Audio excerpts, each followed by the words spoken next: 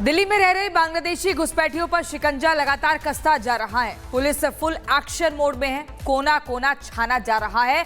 यहां सालों से रह रहे कई घुसपैठिया और रोहिंग्या शिकंजे में आ चुके हैं। बाकियों की पड़ताल के लिए अभियान लगातार जारी है। कैसे इस अभियान को अंजाम दिया जा रहा है, इस रिपोर्ट में देखिए।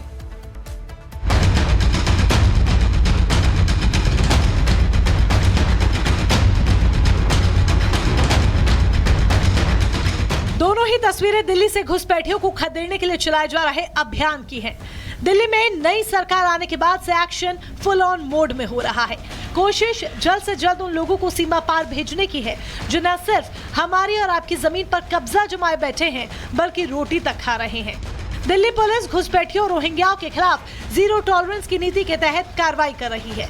आज नई दिल्ली के मंदिर मार्ग इलाके में कालीबाड़ी के जेजे कॉलोनी में वेरिफिकेशन ड्राइव चलाया गया। कोशिश कागजी पड़ताल और पूछताछ के बाद वहां अवैध रूप से रह रहे घुसपैठियों की पहचान करना था। दिल्ली में अवैध तरीके से बसे हुए अवैध बांग्लादेशियों के खिलाफ दिल्ली पुलिस की स्पेशल ड्राइव लगातार जारी है। दिल्ली पुलिस पूरी दिल्ली के अंदर अलग अलग जगहों पर जाके सभी लोगों की जो दस्तावेज है वो चेक कर रही है, जिससे तमाम चीज़ें साफ हो पाई। आखिरकार कोई शख्स जो है अवैध बांग्लादेशी पाया जाता है तो FRO की मदद से उसको डिपोर्ट किया जा सके। इस वक्त हम नई दिल्ली की कालीबाड़ी बाग इलाके में मौजूद हैं। तस्वीरों में आप देख सकते हैं एक पुलिस का जो पैनल है वो यहाँ पर बैठा हुआ है।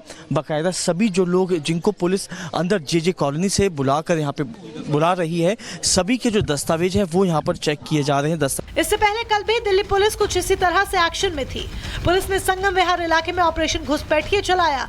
इस दौरान उन लोगों की पहचान करने की कोशिश की गई जो सालों पहले चोरी छिपे सीमा पार कर कोलकाता के रास्ते दिल्ली पहुंचे थे। इनमें से ज्यादातर लोग बांग्लादेशी हैं।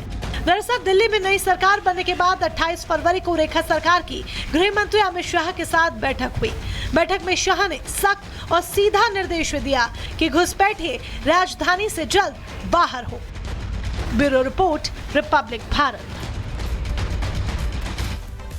इसी बीच एक और बड़ी खबर आपको बता दें, दिल्ली के ब्रह्मपुरी इलाके में जहां हिंदुओं ने मकान बिकाऊ के पोस्टर लगाए थे, पीड़ित परिवारों से मुलाकात करने बीजेपी विधायक रविंद्र सिंह नेगी पहुंचते हैं। बीजेपी विधायक ने लोगों से साफ कहा कि सरकार उनके साथ है और किसी को भी मकान बेचना नहीं पड़ेगा। इसी पर हमारी सहयोगी मीनाक्षी की रिपोर्ट देखिए।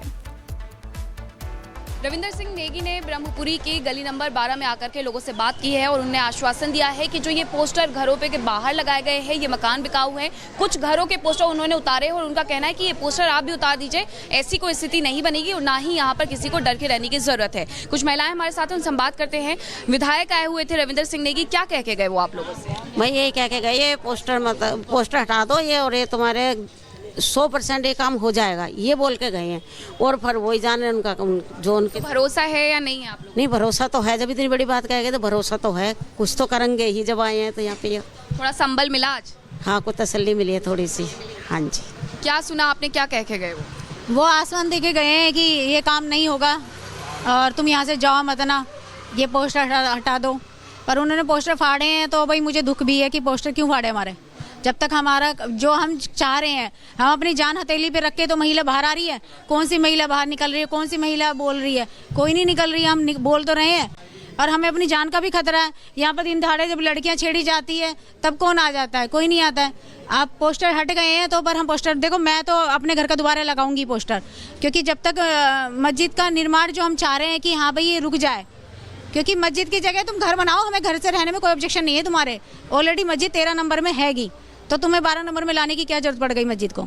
तो बस मैं यही चाहती हूँ कि मस्जिद का निर्माण जिस दिन रुक जाएगा पूरे घर के पोस्टर, सबके पोस्टर हट जाएंगे। तो यहाँ पर थोड़ी देर पहले जब आए थे विधायक रविंद्र सिंह नेगी, उन्होंने महिलाओं से भी बात की, यहाँ पर रहने वाले जो लोग हैं उनसे भी बातचीत की है और उन्होंने आश्वासन दिया है कि देखिए पोस्टर आप उतार दीजिए और हम पूरा आश्वासन देकर के जा रहे हैं कि यहाँ पर किसी भी तरीके से इलीगल कंस्ट्रक्शन नहीं किया जाएगा। दिल्ली का ये ब्रह्मपुरी इलाका है और यहाँ पर जगह जगह कुछ देर पहले तक पोस्टर लगे हुए थे हिंदू परिवारों के मकानों पर कि ये मकान बिकाऊ है।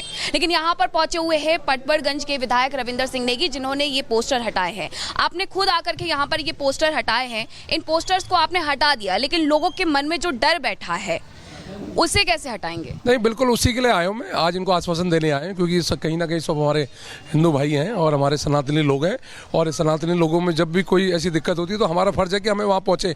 इसीलिए मैं आया। मुझे बताया गया कि 13 नंबर गली में कोई बहुत साल पहले कोई प्लॉट लिया गया और रहने के लिए लिया गया, और उसमें फिर बाद में नमाज पढ़नी चालू कर दी गई, और उसके बाद फिर अभी अचानक इन्होंने 12 नंबर गली में एक प्लॉट ले लिया, और प्लॉट लेके ये लोग उसमें कुछ मस्जिद बनाने लग गए, और उस प्लॉट के सामने ही मंदिर है, शिवालय मंदिर है। तो हमने यही कहा कि भाई ऑलरेडी तुम्हारी जब ऑलरेडी तुम नमाज पढ़ रहे हो, तुम्हें क्या जरूरत है यहाँ पे इसको बनाने की। तो उसके खिलाफ हम इनको लोगों को समर्थन में आए लोगों के, और उसके खिलाफ है। कहीं ना कहीं वो कार्रवाई रोकेंगे, और कानून के तहत उसमें सील होगा तो सील होगा, बंद होगा तो बंद होगा, जो कानून के तहत। और जांच जिनसे काम कर रही है, अपना जांच हो रही है कि प्लॉट कैसे लिया गया, नक्शा पास हुआ नहीं हुआ, सारी चीज़ें चल रही हैं, और जल्द से जल्द यहाँ के लोगों को इंसाफ मिलेगा, और वो प्लॉट अगर गलत कंस्ट्रक्शन है तो सील होगा। इस क्षेत्र में जो लोग रहते हैं उनका कहना है कि 2020 में जो दंगे हुए थे उसे लेकर भी उनके मन में डर है कि अगर इस तरीके से कंस्ट्रक्शन होता रहेगा, उनका विस्तार होता रहेगा, तो वो एक जगह सिमट जाएंगे और उनका यहाँ रहना सेफ नहीं है। नहीं, मैंने फिर कहा, जिन्होंने दंगा करा उस टाइम सबके सामने देखा ही था, पूरी दुनिया ने दंगे करने वाले एक विशेष